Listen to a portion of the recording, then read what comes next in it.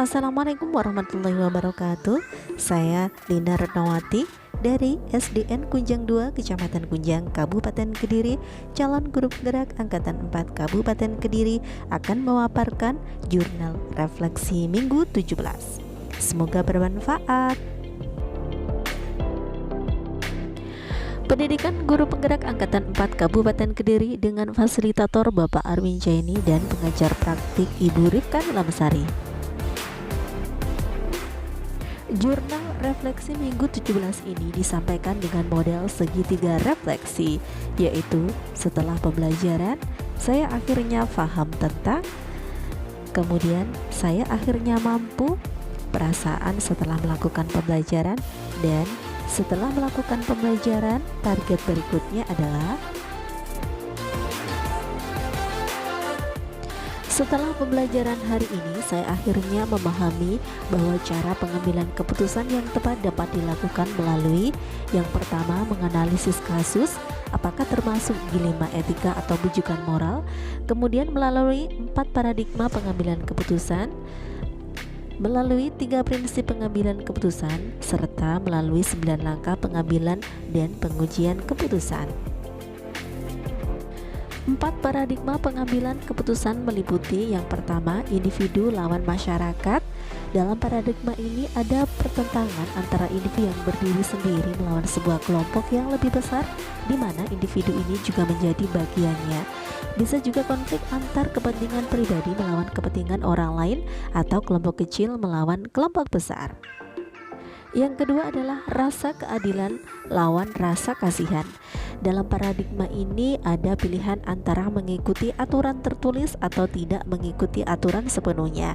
Pilihan yang ada adalah memilih antara keadilan dan perlakuan yang sama bagi semua orang di satu sisi, dan membuat pengecualian karena kemurahan hati dan kasih sayang di sisi lainnya. Paradigma ketiga adalah kebenaran lawan kesetiaan. Kejujuran dan kesetiaan seringkali menjadi nilai-nilai yang bertentangan dalam situasi dilema etika. Kadang kita perlu untuk membuat pilihan antara berlaku jujur dan berlaku setia, atau bertanggung jawab. Apakah kita akan jujur menyampaikan informasi berdasarkan fakta, atau sebaliknya kita menjunjung nilai kesetiaan pada profesi, kelompok tertentu, atau komitmen yang telah dibuat sebelumnya. Dan yang terakhir adalah paradigma jangka pendek lawan jangka panjang. Paradigma ini paling sering terjadi dan mudah diamati. Kadang perlu untuk memilih antara yang kelihatannya terbaik untuk saat ini dan yang terbaik untuk masa yang akan datang. Paradigma ini bisa terjadi di level personal dan permasalahan sehari-hari, atau pada level yang lebih luas, misalnya pada isu-isu dunia secara global, misalnya lingkungan hidup dan lain-lain. Dan berikut adalah 3 prinsip pengambilan keputusan. Yang pertama, berpikir berbasis hasil akhir. Yang kedua, berpikir berbasis peraturan. Dan yang ketiga adalah berpikir berbasis rasa peduli. Berikutnya adalah konsep pengambilan dan pengujian keputusan. Ada 9 langkah yang dapat dilakukan. Yang pertama adalah mengenali nilai-nilai yang saling bertentangan. Kemudian yang kedua, menentukan siapa yang terlibat dalam situasi ini. Ketiga, kumpulkan fakta-fakta yang relevan dengan situasi ini. Langkah keempat adalah pengujian benar atau salah melalui uji legal, uji regulasi, uji institusi, uji publikasi, serta uji panutan atau idola. Langkah selanjutnya adalah pengujian paradigma benar lawan benar. Kemudian melakukan prinsip resolusi. Berikutnya adalah investigasi opti trilema, membuat keputusan, dan langkah yang terakhir adalah melihat lagi keputusan dan merefleksikannya.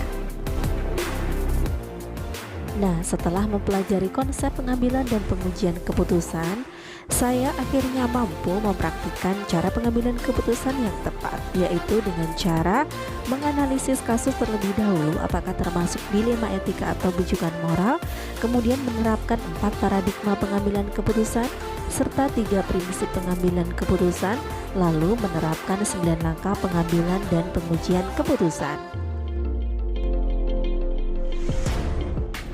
Setelah mempelajari serta mempraktekkan beberapa cara pengambilan keputusan, tentu saja perasaan saya sangat senang karena mendapatkan pengetahuan baru.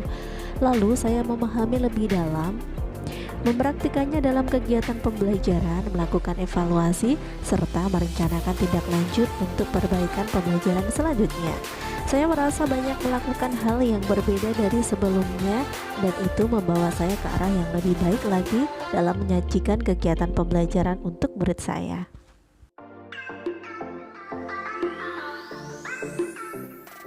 Setelah melaksanakan pembelajaran, saya memiliki target untuk dilakukan pada kegiatan berikutnya, yaitu selalu menerapkan cara pengambilan keputusan yang tepat melalui kegiatan analisis kasus, analisis 4 paradigma pengambilan keputusan, analisis 3 prinsip pengambilan keputusan, serta menerapkan 9 langkah pengambilan dan pengujian keputusan. Demikian jurnal refleksi minggu 17 ini saya sampaikan, semoga bermanfaat. Wassalamualaikum warahmatullahi wabarakatuh. Salam guru penggerak. Jangan lupa subscribe dan bunyikan loncengnya untuk mendapatkan konten terbaru.